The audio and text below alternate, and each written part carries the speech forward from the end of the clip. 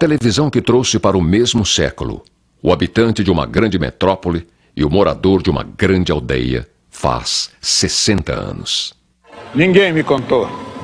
Eu estava aqui no dia 18 de setembro de 1950, quando foi para o ar a primeira transmissão de televisão na América Latina. Frei José Mujica, que foi convidado pelo Chateaubriand para cantar na inauguração da televisão, e ele inaugurou a televisão na América Latina, aqui, nesse lugar aqui, cantando Beija-me, beija-me até a loucura. Os engenheiros chegaram para o doutor Assis e falaram assim, pronto, está pronta a televisão.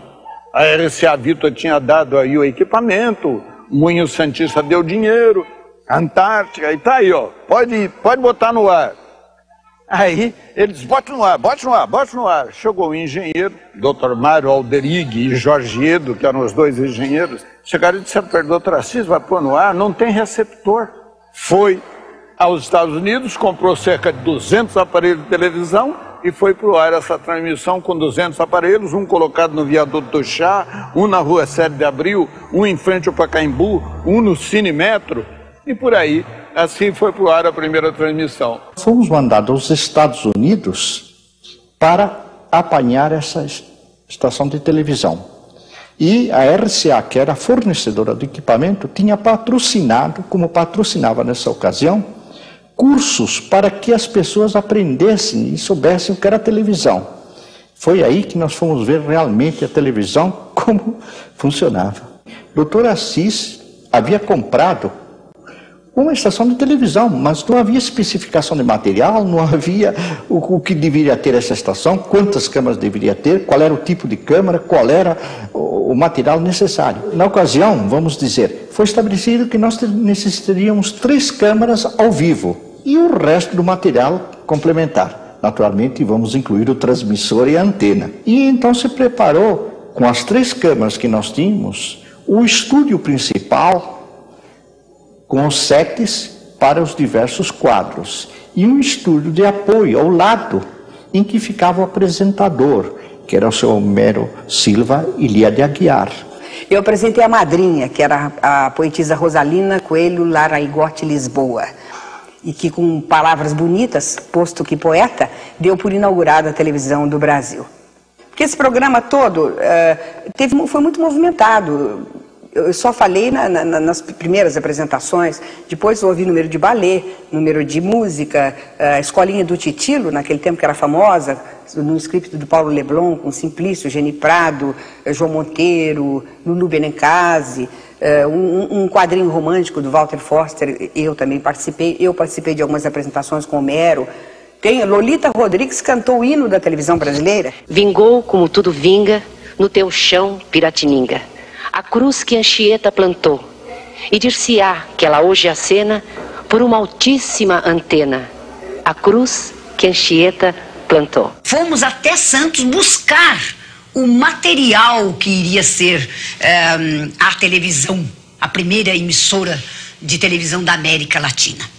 Eu passei a mão nos caixotes e eu vi aquilo e brilhavam, meus olhos brilhavam de emoção de saber que aquilo ia se tornar a coqueluche, que ainda é hoje mais do que nunca. Eu sofri tanto tempo assim longe de ti. Tadinho.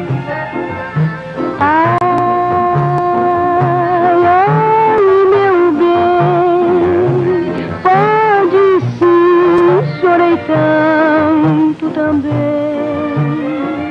hoje juntinhos, de beijo nós vamos trocar, não tem ninguém perto e a noite é de luar. Dermival Costa Lima e Cassiano Gabos Mendes foram os primeiros diretores artísticos da televisão brasileira. Fomos receber o equipamento em Santos, uma caravana, Chateaubriand. E falando, em televisão tem que se falar em Chateaubriand. O grande responsável pela inauguração da televisão no Brasil. Foi tudo feito por intuição, né? E E todos do Sumaré, que reunia 2 estações de rádio, a Tupi e a Difusora, associadas, nós, o grupo inteiro, trabalhou, todo o grupo, para a inauguração de 18 de setembro de 1950. E veio a televisão em 1950. E 6 meses antes nós começamos a preparar uns pequenos filmes sobre música, musicais e tal, e rolando coisas que poderiam ser colocadas na programação e tal. Até o programa inaugural, que foi em setembro, 18 de setembro de 1950.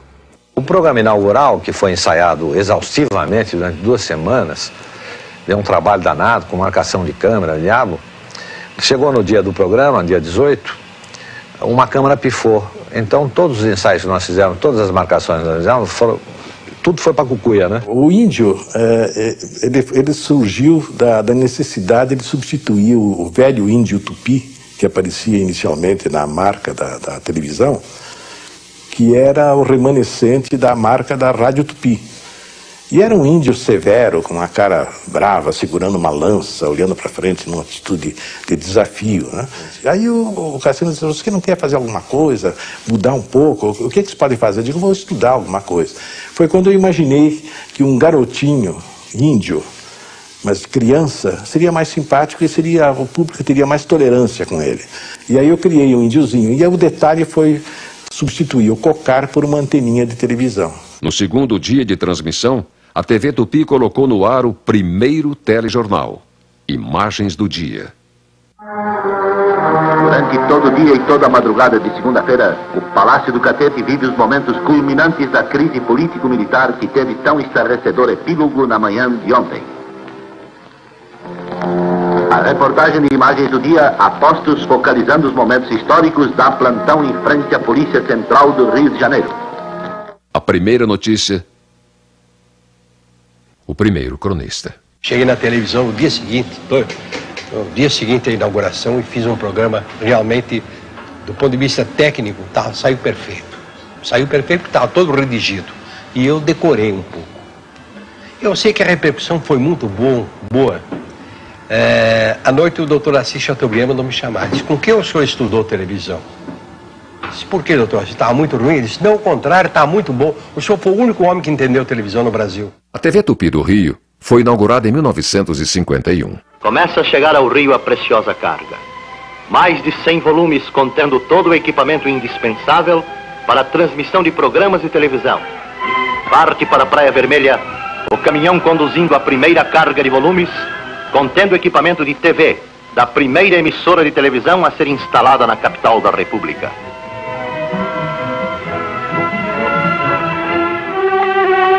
É iniciada a árdua tarefa de transportar o pesado material para o alto. A filmagem destas cenas exigiu um pouco de sangue frio por parte dos cinegrafistas, atentos à subida dos primeiros volumes. Finalmente procede-se à retirada dos envoltórios e não há dúvida quanto à curiosidade que todos demonstram, ansiosos para examinar o novo equipamento. Sendo a potência do transmissor de 5 kW, a Tupi TV terá assim um raio de ação bastante amplo para cobrir toda a cidade, inclusive as cidades vizinhas, Niterói e Petrópolis. Antes mesmo da programação ir para o ar, do telejornal, antes mesmo de eu começar a apresentar, né, o encerramento, teve a festa de inauguração.